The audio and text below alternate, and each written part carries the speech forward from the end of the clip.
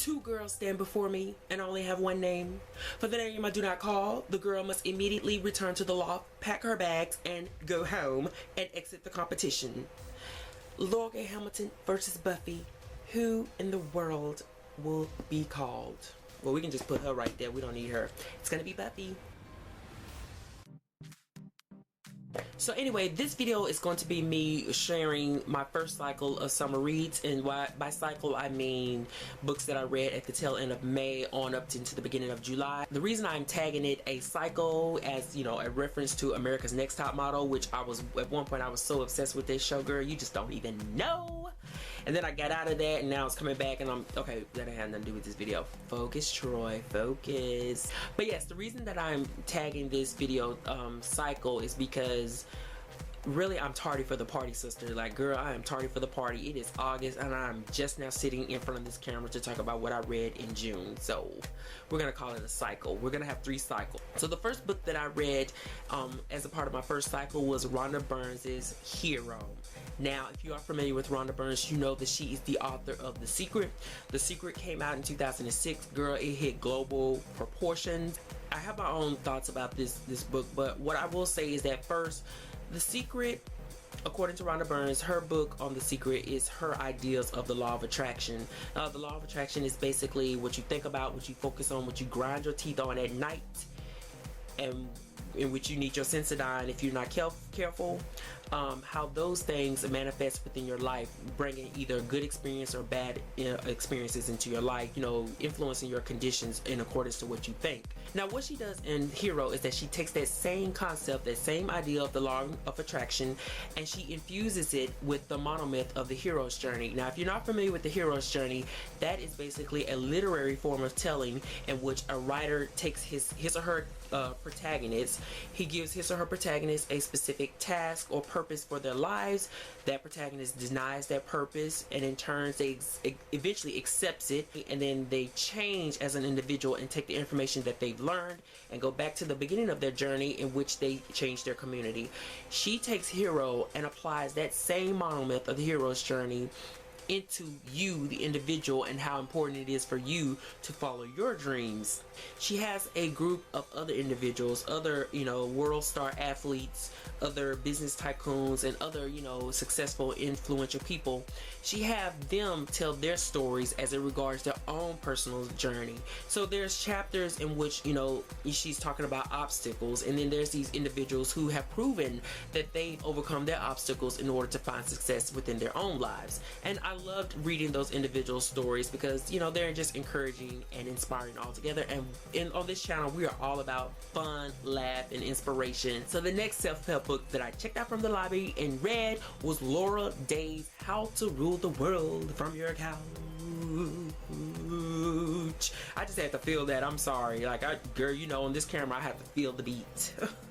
That this is my first introduction into Laurel Day. I was not familiar with this author until this particular point. Actually, to be completely shallow and honest with you, the cover drew my attention. I had to read the book simply because the cover, I do not know what kind of subliminal message is going on with this cover, what kind of marketing technique these guys are throwing on me, but the cover made me feel like I needed to read this book. Let's just be shallow for a moment.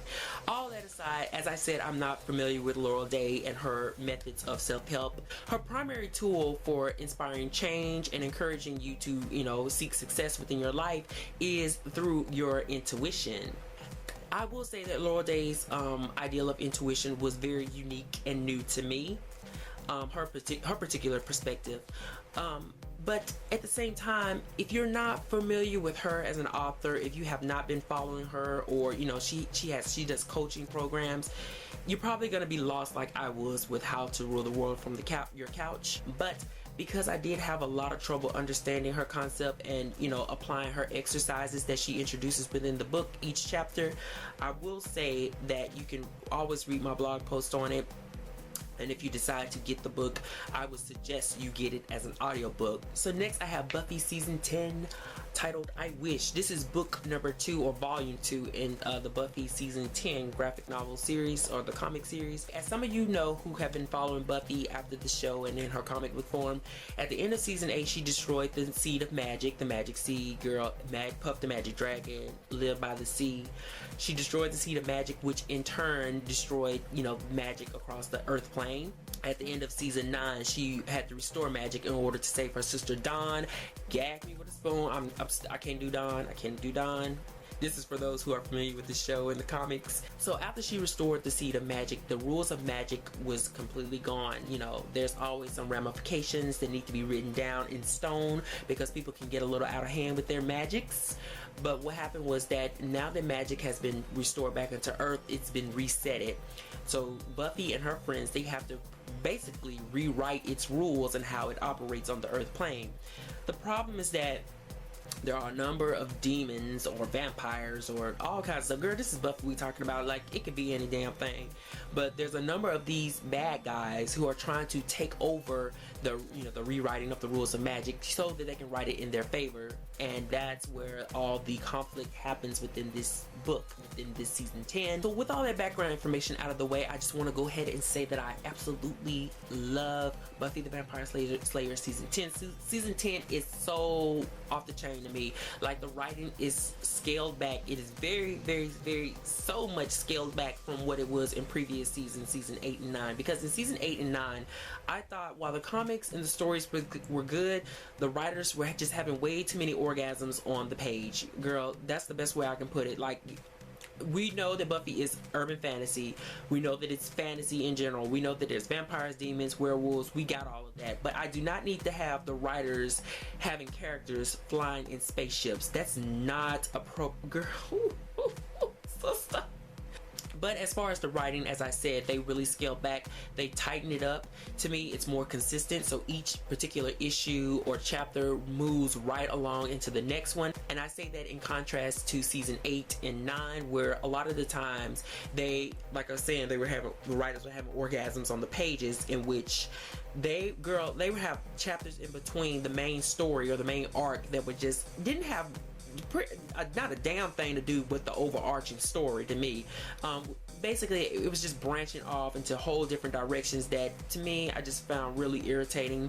Just keep it core, keep it consistent. Like, just because she transferred out of TV version and on to the comic book version don't mean you need to go ham, cheese, eggs, and bacon on the writing. Next, I read J.D. Robb's short piece, which is a part of her The Quieted anthology. The short story is called Chaos and Death.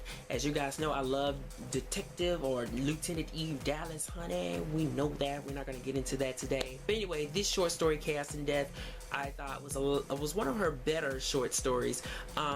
What it entails is that Eve Dallas is reporting to a homicide scene in which 3 junkies, girls, some addicts, recovering addicts I suppose, are all murdered in 3 mysteriously different ways. So at first the detective, or the lieutenant of Dallas, she's thinking that there's 3 different, you know, culprits to this crime, but it turns out there's only one. So while all of that is all well and good and, you know, common with the J.D. Robb novel, girl, what I really liked that J.D. Robb did in the short story Chaos and Death is that she sort of played with the whole Robert Louis Stevenson's Dr. Jekyll, the strange case of Dr. Jekyll and Mr. Hyde story. So the killer or the culprit is sort of like Dr. Jekyll and Mr. Hyde. Girl, he got a front face and a back face. So it's the front face, back face. He smile in your face and then turn around and stab you in the back. That's really not how it goes. So the last self-help book that I decided to read was Kelly Cutrone's Normal Gets You Nowhere. Here, let me just say that I am attracted to people that I feel like I can learn something from. Kelly Cutrone, she's a tough cookie girl. She is somewhat condescending. She's somewhat of a bully. If you're not familiar with her, then if you are familiar with her, then you've probably seen her on the MTV show girl, it's not even reality shows. They try to be reality shows, but it's scripted. But you've probably seen her on The Hills, or one of my personal favorites, which is The City. I love The City way better than The Hills. But if you want to see her now, or if you've seen her now, you've probably seen her on America's Next Top Model as a judge. You want to be on top. And like I said, I'm really attracted to people that I feel like I can learn something from. And I think that, you know, I thought it would be okay for me to read a book written by Kelly Cutrone. While her book was written in a sort of stream of conscience way, there were some chapters in which it was, girl, I don't know what the hell she was talking about, to be perfectly honest with you. But she basically tackled on a number of different subjects, one being, you know, sex and relationships. Her opinions on that topic, politics, you know, celebrities, just a whole range of topics that she was talking about in her books. And I think that while, you know, me, I don't go around disagreeing or agreeing with people unless, you know, it's some kind of super hyped up civil discord that you are trying to project on other people. I will say that I did enjoy this book for the simple fact that I did find some reasoning and some in her insider about a lot of things. Last part of the cycle was I read Dead Ice by Laurel K Hamilton. As you guys know, we're not going to do this today. We're not Steven Spielberg. We're not going to get into Laurel K Hamilton today. But I have a love-hate relationship with this series. I think this is book number 24. What happens is a vampire hunter, Anita Blake, decides that she wants to stop a crime in which some individuals or necromancers are raising zombies and then infusing these zombies with their souls, repurposing their bodies with souls, and then in turn creating zombie porn.